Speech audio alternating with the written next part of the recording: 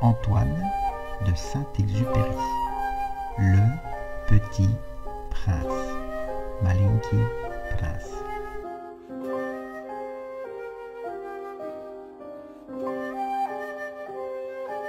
Chapitre 10.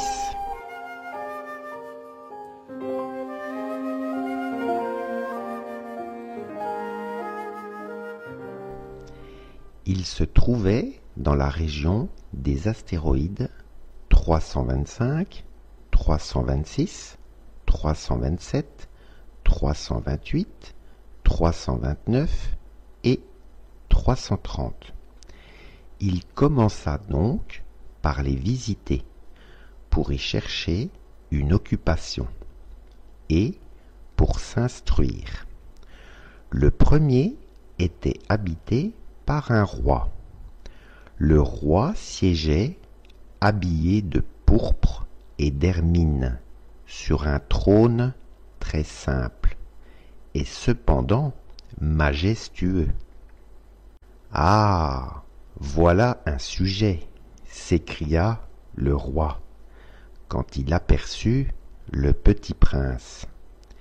Et le petit prince se demanda: comment peut-il me reconnaître, puisqu'il ne m'a encore jamais vu? Il ne savait pas que, pour les rois, le monde est très simplifié. Tous les hommes sont des sujets.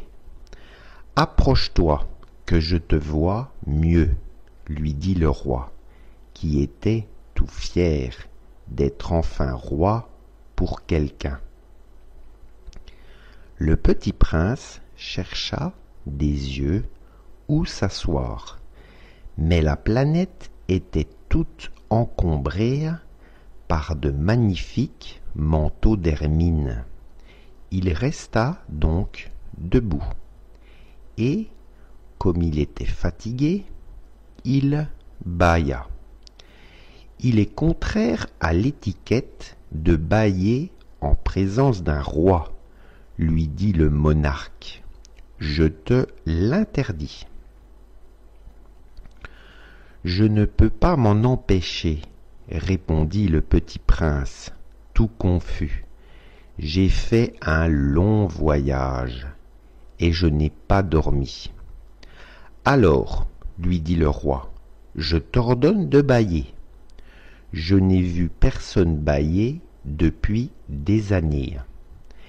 Les bâillements sont pour moi des curiosités. Allons, bâille encore, c'est un ordre. Ça m'intimide, je ne peux plus, fit le petit prince, tout rougissant. Répondit le roi. Alors je t'ordonne tantôt de bâiller et tantôt de... Il bredouillait un peu et paraissait vexé, car le roi tenait essentiellement à ce que son autorité fût respectée. Il ne tolérait pas le désobéissance. C'était un monarque absolu, mais comme il était très bon, il donnait des ordres raisonnables. Si j'ordonnais, disait-il couramment, si j'ordonnais à un général de se changer en oiseau de mer, et si le général n'obéissait pas, ce ne serait pas la faute du général, ce serait ma faute. Puis-je m'asseoir, s'enquit timidement le petit prince. Je t'ordonne de t'asseoir, lui répondit le roi, qui ramena majestueusement un pan de son manteau d'hermine.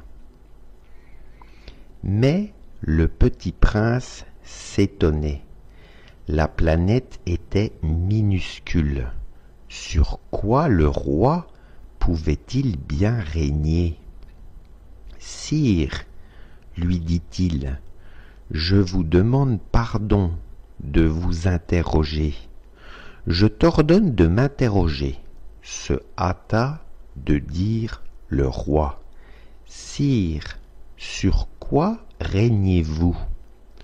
Sur tout, répondit le roi, avec une grande simplicité.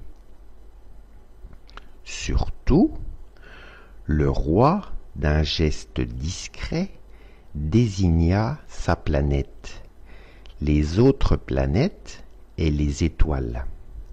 Sur tout ça, dit le petit prince. Sur tout ça, répondit le roi, car non seulement c'était un monarque absolu, mais c'était un monarque universel. Et les étoiles vous obéissent? Bien sûr, lui dit le roi, elles obéissent aussitôt. Je ne tolère pas l'indiscipline. Un tel pouvoir émerveilla le petit prince. S'il l'avait détenu lui-même, il aurait pu assister non pas à 44, mais à 72, ou même à 100, ou même à 200 couchers de soleil dans la même journée, sans avoir jamais à tirer sa chaise.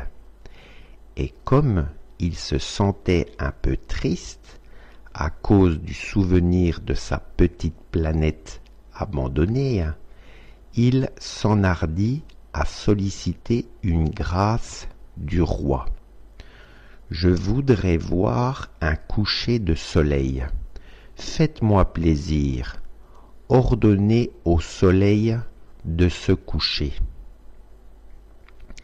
Si j'ordonnais à un général de voler d'une fleur à l'autre, à la façon d'un papillon, ou d'écrire une tragédie, ou de se changer en oiseau de mer, et si le général n'exécutait pas l'ordre reçu, qui de lui ou de moi serait dans son tort? Ce serait vous, dit fermement le petit prince. Exact. Il faut exiger de chacun ce que chacun peut donner, reprit le roi.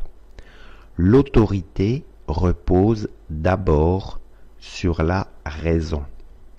Si tu ordonnes à ton peuple d'aller se jeter à la mer, il fera la révolution. J'ai le droit d'exiger l'obéissance, parce que mes ordres sont raisonnables. Alors, mon coucher de soleil, rappela le petit prince, qui jamais n'oubliait une question une fois qu'il l'avait posée. Ton coucher de soleil, tu l'auras. Je l'exigerai, mais j'attendrai, dans ma science du gouvernement, que les conditions soient favorables. Quand ça sera-t-il? S'informa le petit prince. Lui répondit le roi, qui consulta d'abord un gros calendrier. Ce sera ce sera ce soir, vers 7h40, et tu verras comme je suis bien obéi. Le petit prince bâilla. Il regrettait son coucher de soleil manqué, et puis il s'ennuyait déjà un peu. Je n'ai plus rien à faire ici, dit-il au roi. Je vais repartir. Ne pars pas, répondit le roi, qui était si fier d'avoir un sujet. Ne pars pas, je te fais ministre. Ministre de quoi? De la justice. Mais il n'y a personne à juger. On ne sait pas, lui dit le roi. Je n'ai pas fait encore le tour de mon royaume. Je suis très vieux. Je n'ai pas de place pour un carrosse et ça me fatigue de marcher. Oh, mais j'ai déjà vu, dit le petit prince qui se pencha pour jeter encore un coup d'œil sur l'autre côté de la planète. Il n'y a personne là-bas non plus. Tu te jugeras donc toi-même, lui répondit le roi. C'est le plus difficile. Il est plus difficile de se juger soi-même que de juger autrui. Si tu réussis à bien te juger, c'est que tu es un véritable sage. Moi, dit le petit prince, je puis me juger moi-même n'importe où. Je n'ai pas besoin d'habiter ici. Dit le roi, je crois bien que sur ma planète, il y a quelque part un vieux rat. Je l'entends la nuit. Tu pourras juger ce vieux rat. Tu le condamneras à mort de temps en temps. Ainsi, sa vie dépendra de ta justice. Mais tu le gracieras chaque fois pour l'économiser. Il n'y en a qu'un. Moi, répondit le petit prince, je n'aime pas condamner à mort, et je crois bien que je m'en vais. Non, dit le roi. Mais le petit prince, ayant achevé ses préparatifs, ne voulut point peiner le vieux monarque. Si votre majesté désirait être obéie, ponctuellement, elle pourrait me donner un ordre raisonnable. Elle pourrait m'ordonner, par exemple, de partir avant 1 minute. Il me semble que les conditions sont favorables. Le roi n'ayant rien répondu, le petit prince hésita d'abord, puis, avec un soupir, prit le départ. « Je te fais mon ambassadeur », se hâta alors de crier le roi. Il avait un grand air d'autorité. Les grandes personnes sont bien étranges, se dit le petit prince en lui-même durant son voyage. Il se trouvait dans la région des astéroïdes 325, 326, 327, 328, 329 et 330. Il commença donc par les visiter pour y chercher une occupation et pour s'instruire. Le premier était habité par un roi. Le roi siégeait habillé de pourpre et d'hermine sur un trône très simple et cependant majestueux. « Ah, voilà un sujet !» s'écria le roi quand il aperçut le petit prince. Et le petit prince se demanda: comment peut-il me reconnaître, puisqu'il ne m'a encore jamais vu? Il ne savait pas que, pour les rois, le monde est très simplifié. Tous les hommes sont des sujets. « Approche-toi, que je te vois mieux », lui dit le roi, qui était tout fier d'être enfin roi pour quelqu'un. Le petit prince chercha des yeux où s'asseoir, mais la planète était toute encombrée par de magnifiques manteaux d'hermine. Il resta donc debout, et, comme il était fatigué, il bâilla. Il est contraire à l'étiquette de bâiller en présence d'un roi, lui dit le monarque. Je te l'interdis. Je ne peux pas m'en empêcher, répondit le petit prince, tout confus. J'ai fait un long voyage, et je n'ai pas dormi. Alors, lui dit le roi, je t'ordonne de bâiller. Je n'ai vu personne bâiller depuis des années. Les bâillements sont pour moi des curiosités. Allons, bâille encore, c'est un ordre. Ça m'intimide, je ne peux plus, fit le petit prince, tout rougissant. Répondit le roi.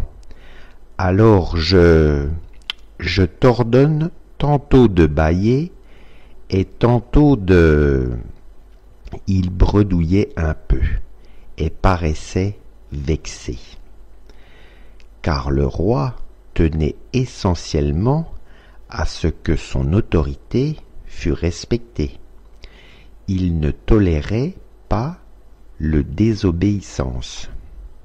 C'était un monarque absolu, mais comme il était très bon, il donnait des ordres raisonnables.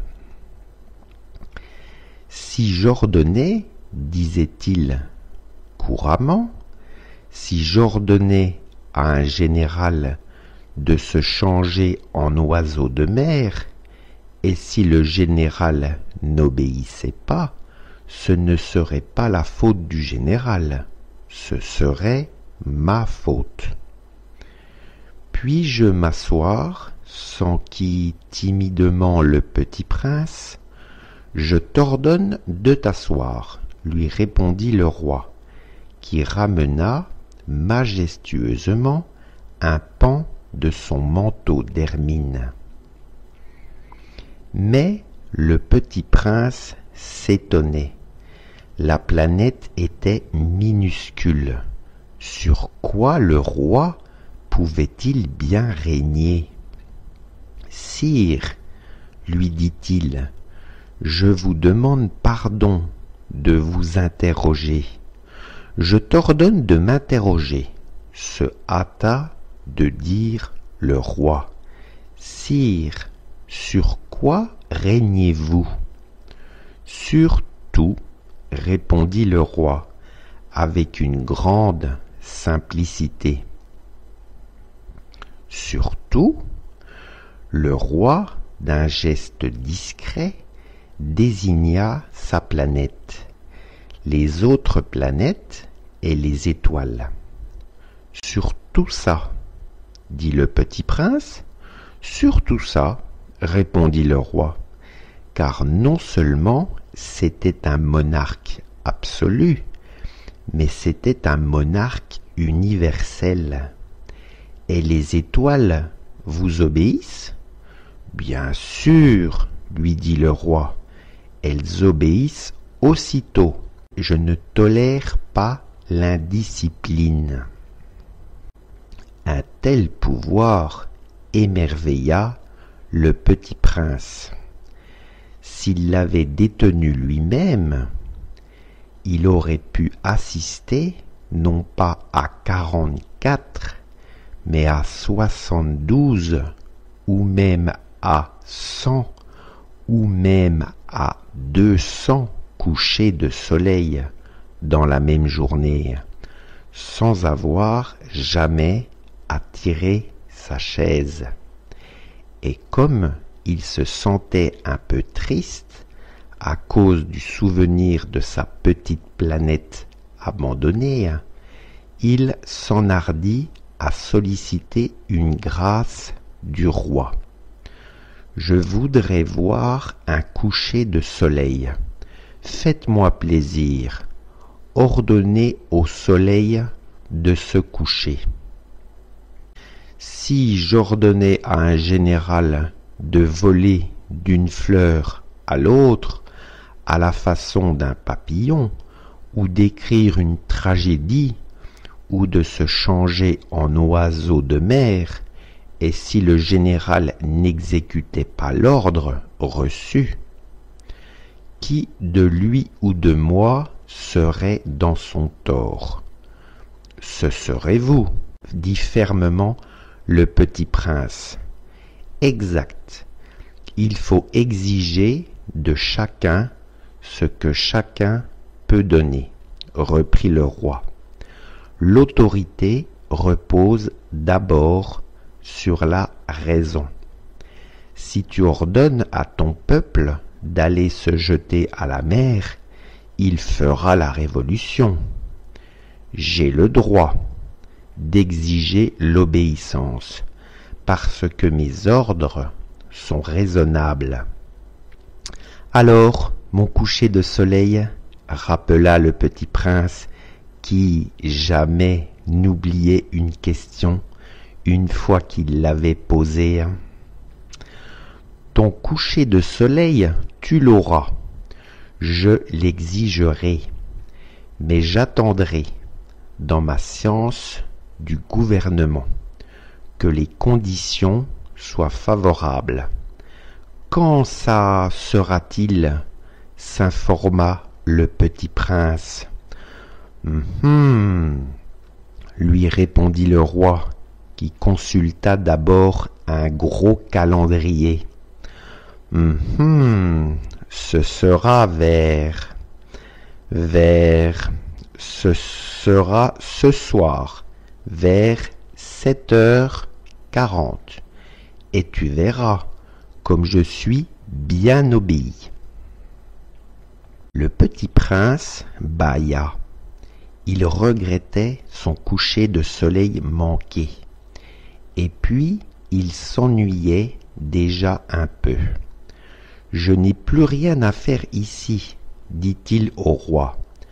Je vais repartir.